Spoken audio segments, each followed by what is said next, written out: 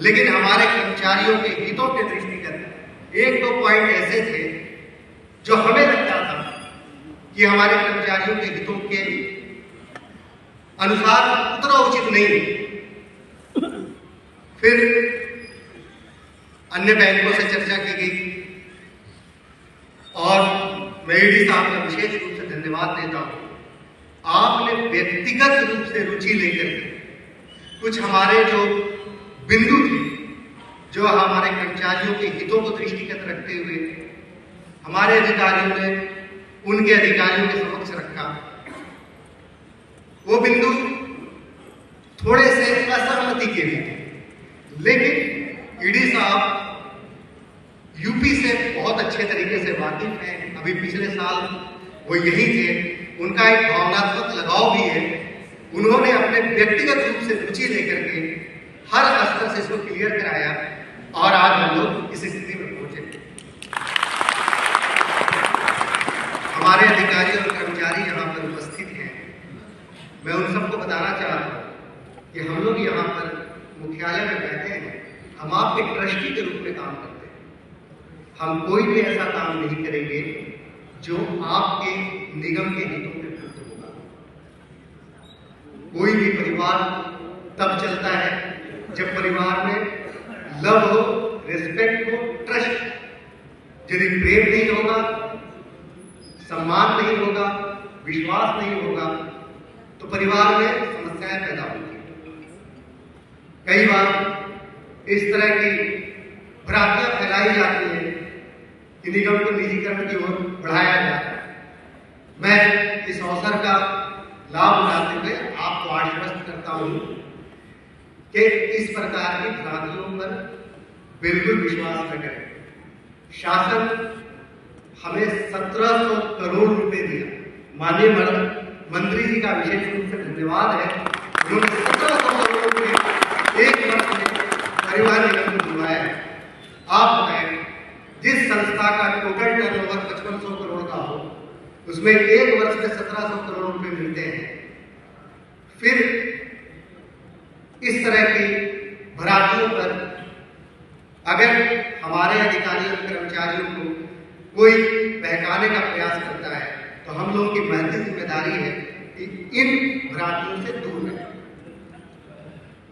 आप बताएं, कोई भी संस्था यदि उसका निजीकरण कराया जाएगा तो क्या उसमें अधिकारियों की भर्ती लोक सेवा आयोग से की जाएगी? क्या उनमें ग्रुप ग के जो कर्मचारी हैं उनकी भर्ती अधिकारी सेवा आयोग से की जाएगी? मैं आपको बता दूं कि इस प्रकार का कोई भी किसी भी प्रकार की ऐसी कोई भी योजना नहीं। लगातार शासन माननीय मंत्री जी के नेतृत्व में, मैं आपको बताऊं, मृतक आश्रितों के लिए लगातार हमारे पास आंखों की बातें उठाते रहे हैं। जब शासनादेश नहीं था उसके बाद ही माननीय मंत्री जी 2022 में कैबिनेट ले गए थे इस प्रस्ताव।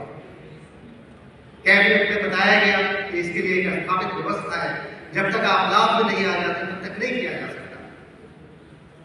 अब ईश्वर की असीम अनुकंपा है और आप लोगों की मेहनत, जिसकी वजह से अब हम लोग लाभ की स्थिति में हैं और उम्मीद करते हैं कि जल्दी ही इस पर भी सकारात्मक परिणाम मिलेगा।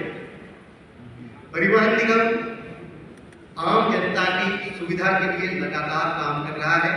इसमें लगातार राजनीतिक स्तर से माननीय मंत्री जी और प्रशासनिक स्तर से हमारे प्रमुख सचिव साहब लगातार प्रत्येक दिन ये बात बताते रहते हैं कि हमें अपने परिवहन निगम की सुविधाओं में और बेहतर करना है। इसके लिए अभी आपने देखा और आज हम लोग लार्ज एलईडी स्क्रीन का अभी माननीय मंत्री जी के कमलों से उसका उद्घाटन कराया जाएगा, जिससे कि हमारे जितने भी यात्रीगण हैं वो बस स्टेशन पर बैठ करके ही ये देख सकते हैं कि हमारी बस कहाँ है, कितनी देर में पहुंचेगी। उस व्यवस्था का उपयोग करते हुए हमारे आपके परिवार के लोग जब बसों में ट्रैवल करते हैं वो ये भी देख सकते हैं कि हमारा परिवार कहाँ पे है, कितनी देर में पहुंचेगा। यदि जैसे रेलवे को होता है कि अगर मान लें कि ट्रेन लेट है तो हम आधे घंटे बाद घर से निकलेंगे, उसी प्रकार की व्यवस्था हम बसों में भी ये बड़ा कदम होगा।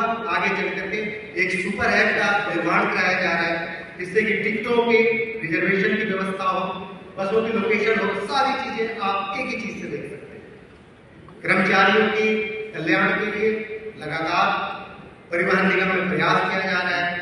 पहले तो बड़े कार्यक्रम होते थे, जैसे रक्षाबंधन के अवसर पे या किसी विशेष घोषणा के कारण, जैसे कि परीक्षा हो गई, पुलिस परीक्षा हो गई, उनके किलोमीटर को भी अब कर्मचारियों के किलोमीटर में जोड़ा गया।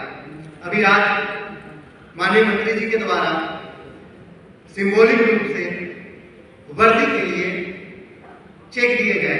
ये धनराशि हमारे ड्राइवर्स कंडक्टर के खातों में प्रेषित कर दी गई। इस प्रकार से हम लोग अपने कर्मचारियों के अधिकारियों का जो वेलफेयर हो सकता है उसके प्रति सजग। निश्चित तौर पर और बहुत सारी चीजें हैं जिनमें कार्रवाई किए जाने की आवश्यकता है, और हम विश्वास में जाते हैं कि इसके लिए परिवहन निगम और हमारे लोग, हमारे अधिकारी बिल्कुल कमर कस करके तैयार हैं। किसी भी प्रकार की कहीं में कोई कमी नहीं आने दी जाएगी। हम चूंकि व्यावसायिक हैं, हम आपसे यही अपेक्षा करेंगे कि आप हमारे हाथों को मजबूत करें। अगर परिवहन निगम मजबूत होगा तभी आप मजबूत रहेंगे, हम लोग मजबूत रहेंगे, प्रदेश में। धन्यवाद। जय हिंद।